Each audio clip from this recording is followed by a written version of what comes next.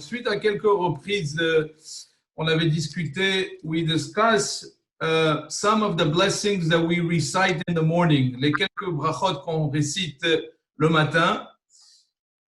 J'ai trouvé quelque chose de très intéressant encore dans le Chida qui rapporte au sujet de certains brachot qu'on fait dans un sens négatif. Shelo Asani, par exemple, les trois brachot qui disent Shelo Asani Goy, Shelo Asani Aved, Shelo Asani Isha, etc. Those brachot that say that we recite in the negative, meaning that we ask Hashem and we thank Him for not have creating us in a certain way. Oui, c'est ça vraiment ce qu'on demande. On demande, on bénit Hashem qui ne nous a pas fait Goy. Mais alors, deux choses.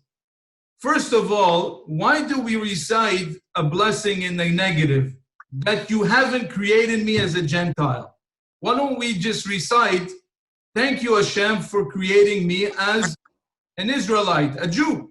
Why do we say, thank you for not making me a Goy? Thank you for not making me a Gentile? Pourquoi c'est au sens négatif? Merci de ne pas avoir été créé un non-juif. Simplement, on aurait pu faire la bracha. Merci de m'avoir créé en étant un juif. Alors, le Chida, il dit, première des choses, c'est que, en fait, si on récite la bracha, Baruch ata Hashem Elokeinu melech haolam, sha'asani Israël, on est acquitté.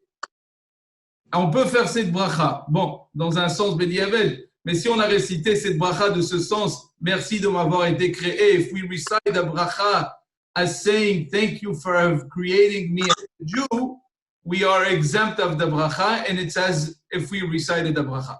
Now, why is it that we recite it in such a way? So there's many reasons. Two reasons. The Bach, one of the commentaries on the Bet Yosef, writes as follows.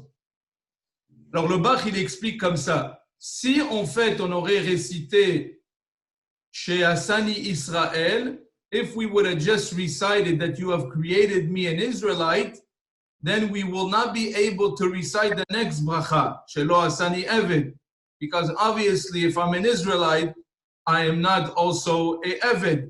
So in order to be able to recite both of those brachot, alors pour qu'on puisse réciter les deux brachot, on fait Shelo Asani Goy, ensuite Shelo Asani Eved. Mais il y a quelque chose, le Taz, il explique quelque chose d'un peu plus, the Taz explains something a little bit deeper. Et il dit comme ça, il dit en fait, Shelo Asani Israël, ça c'est quelque chose qui est à la portée du Père. C'est le Père qui rentre son Fils dans le Brit Mila et qui lui donne cette capacité d'être un juif, d'être quelqu'un qui est Shomer Torah et Mitzvot, et à un moment de la Brit Mila, la Neshama, comme nos sages nous disent, que c'est à ce moment-là, au moment de la Brit Mila, que la Neshama, elle pénètre, façon de parler, dans le corps du petit. So, the Brit Mila itself is a time when we actually, this is when the boy becomes an Israelite.